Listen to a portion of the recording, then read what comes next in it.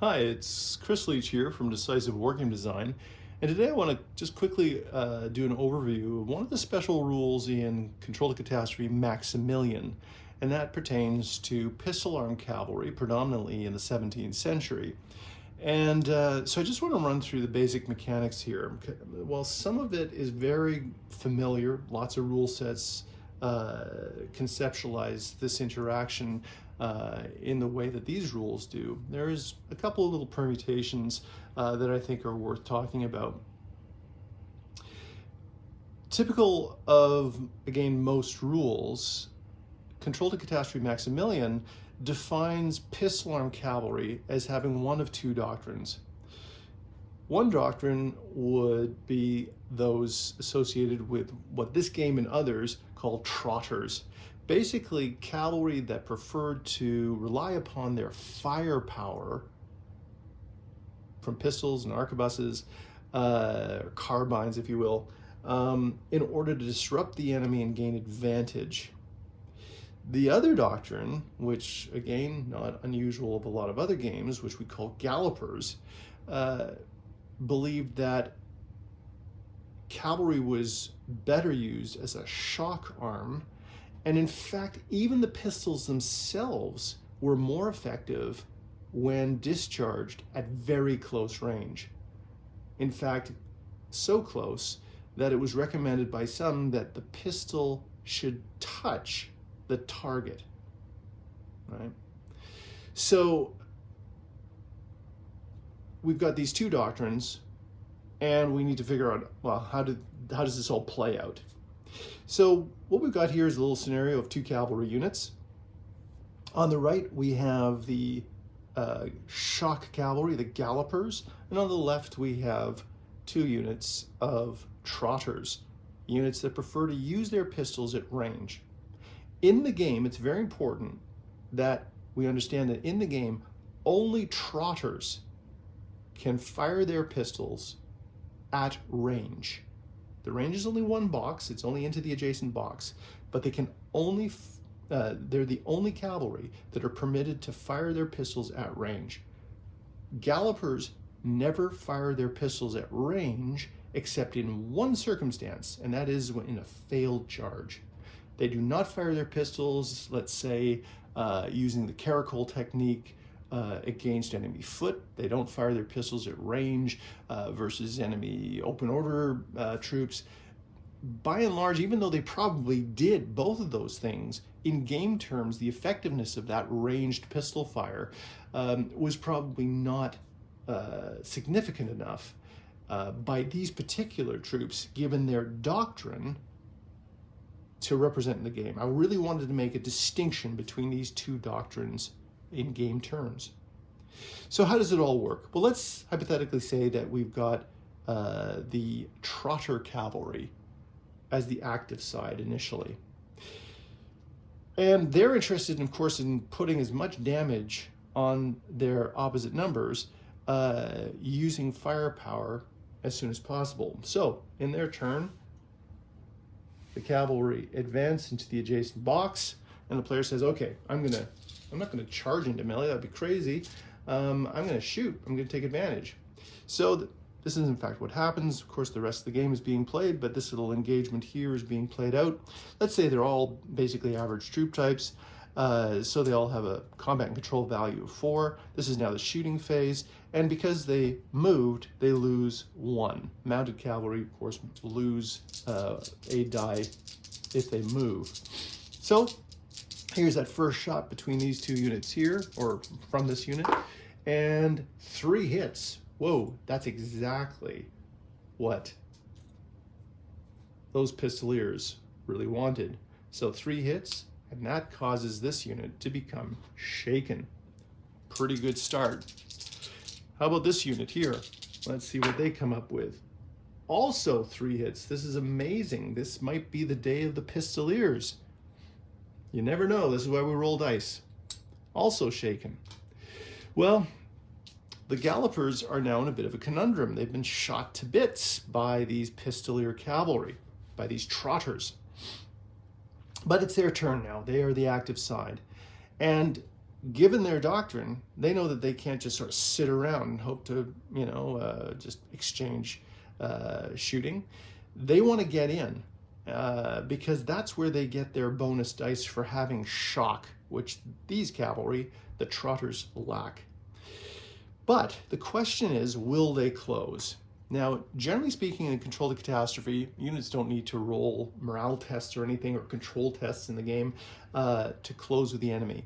But these cavalry do, because from my research, it seems that pistol-armed cavalry, perhaps not surprisingly, regardless of doctrine, might not close with the enemy. That they might, in fact, say, okay, I'm going to ride up, and I'm going to discharge my pistol, sometimes just up in the air, not even in anger. And that would be my day done, and I can go home. Remember, these are not, in the 17th century, especially in the early to mid part, these are not necessarily all fully sort of trained cavalry or regularized cavalry in the way we understand it in later times. So you have to roll to close with pistol-armed cavalry. By the way, this would be distinguished from other kinds of cavalry like Polish winged hussars, who would just charge in. They're lancers, they want to get into the fight. Having pistols means that there is that moment perhaps where that unit, that group of warriors, will say to themselves, you know what, I'm just going to shoot my pistols, regardless of doctrine. So it's now the active side of the, as I say, of the gallopers, the shot cavalry, and to close with the enemy, which they can do because they're, of course, right next to each other. They could even do it even if they were over here, one action, and they want to close, so they can do that. They could enter melee. They have to roll a control test. Now, there's modifiers for the control test. They start with their base value of 4, again. If they were fresh, they would get a +1 for being steady, raising them to a 5. And because they have shock doctrine, they would add another modifier, raising them to 6. Anything but a 6, and they will close into melee. But alas, these fellows were shot up quite badly. They're shaken, so they don't get the benefit of being steady, but they do get the benefit of being shock doctrine. So instead of rolling under a 4, they now roll under a 5. Let's see what happens. And they roll a 5. They fail. And in this particular case, having failed to close, this is going from bad to worse, the charges failed, they become unformed, and the only sort of silver lining to this is that they get to shoot. This is the only circumstance in the game where galloper cavalry, shock cavalry, armed with pistols, can shoot. So again, base 4, -1 for being shaken, -1 for being unformed. And, unfortunately, -1 because they effectively moved. They attempted to charge. That decision means that they're moving cavalry. So they're down to 1 die with their pistol shot, but they do score a hit. How about this unit? They too want to close into melee. And again, their base value is 4. They're not steady, but they are shock doctrine. So their base value goes to 5. Their combat control value is modified to 5. They roll to 4. They make it into the fight. So a melee is now fought out.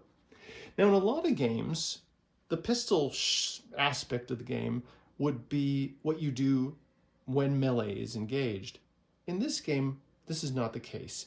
The pistoliers certainly got their chance to shoot their pistols and will continue to shoot their pistols if that's what they want to do by sitting at range. But here we have a fight. Yes, the pistols are being discharged, but it's just a melee. So we're just going to treat it that way. It's just a melee. We don't have a separate pistol exchange in this particular case. That was occurring here because of the failed charges and by doctrine. So let's look at what dice are being thrown. The trotters have their base 4, and that's all they get. The gallopers, who initiated this melee, they start with their base 4. They lose 1 for being shaken, but they gain 2 for shock. So in the first turn of melee, it's a shame that they were shaken, of course, by the pistol fire. Shame for them. They, of course, roll 5 dice. So let's see what happens very quickly here. They score 3 hits, a little above average, or on the sort of high end of average. So 3 hits, that's good. That's a critical number because that, of course, being shallow units, that will shake up the trotters. And the trotters, again, rolling their full complement of dice because the shaking was only just applied, they roll 2 hits.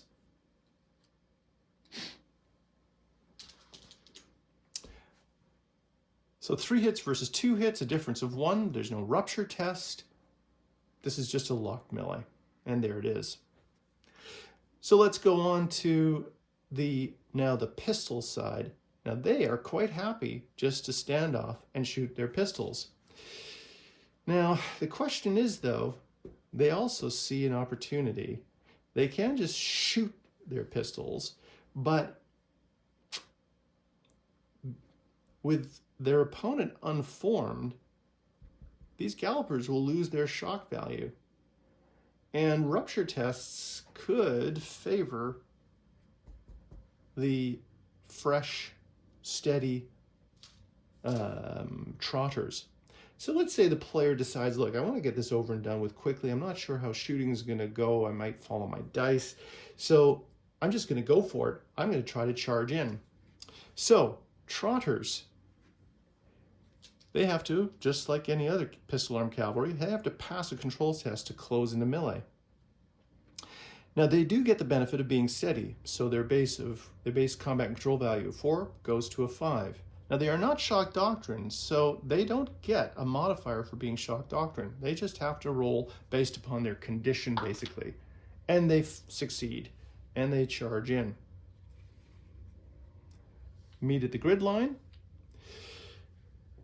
This is an ongoing melee, so we can go straight to the melee phase.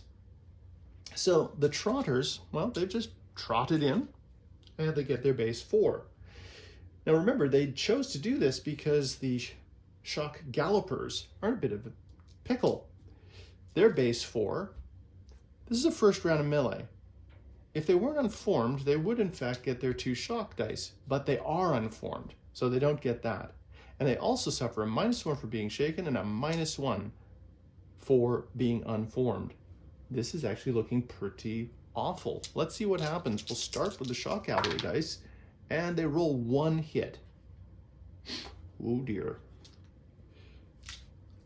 These chaps, the trotters, hoping for that rupture test, they roll, just 2 hits.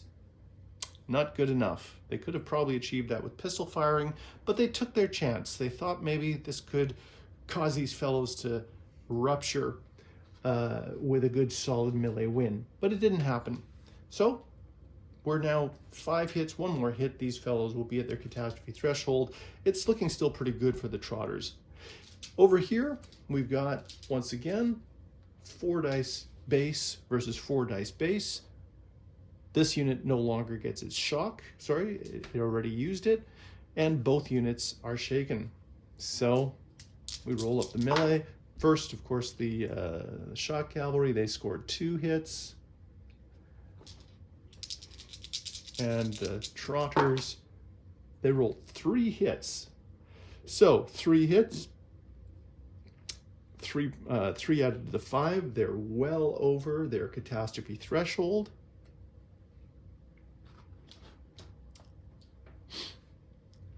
Now, there was no rupture, but there is a catastrophe test.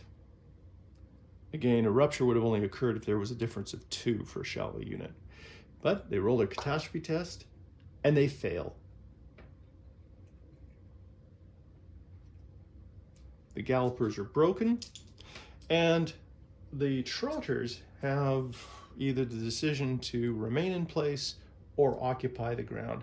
They decide to remain in place because they anticipate doing a diagonal charge next turn. Anyway, there it is. There's actually a little more. I probably could have stopped earlier on. I didn't have to necessarily resolve all the melees, but this is basically how the pistol arm cavalry operates. Remembering that you don't just charge in into contact as you normally would do with lancers or others. You know, you say, okay, I'm in charge range. I'm going to stop, roll to see if I close. The advantage going, of course, to shock doctrine cavalry, the gallopers. If you fail, you become informed and you discharge pistols. Doesn't matter if you're a shock cavalry or a trotter. Both sides will do this. Shock cavalry, as I say, do have the advantage in terms of closing, in terms of passing the control test to close, and gain the shock bonus in melee in the hope that they can cause a rupture on the opposing cavalry. So there it is. Sorry if it went a little longer than I anticipated, but we ran through a number of the basic mechanics of the game as well. Thanks very much for listening. Take care.